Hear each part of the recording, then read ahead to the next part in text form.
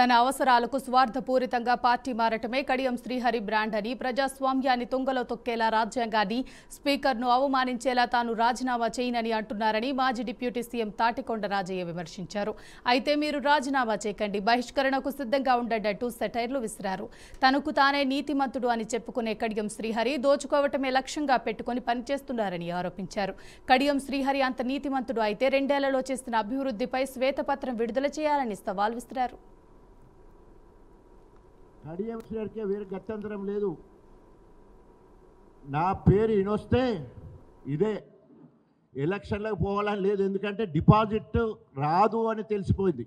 ఆడలేక మధ్యలోడింది అన్నట్టు ఈరోజు కడియం శ్రీహరి ప్రెస్ స్టేషన్లో ఏదేదో మాట్లాడుతూ ఉన్నారు. ఆయనకైనా ఎప్పటికీ కితాబులు ఇచ్చుకుంటాడు, నేను నీతివంతుని చెప్పేసి. It's a challenge. నేను కాంగ్రెస్ పార్టీకి అభివృద్ధి కోసం పోయినా అని చెప్పేసి నువ్వు దేశం మొత్తం వదిలిపెట్టు, ఒక వరంగల్ జిల్లా మొత్తం తిరుగు, నీకు పూల దండలు పడతాయా చెప్పుల దండలు పడతాయా తెలుస్తుంది. నువ్వు అభివృద్ధి కోసమే కాంగ్రెస్ పార్టీలకు పోయేది ఉంటే ఒక శ్వేతపత్రం విడుదల చేయి, నువ్వేమేమి పనులు చేసినావు. ఈరోజు ఆయనకైనా కడియం బ్రాండ్ అంట.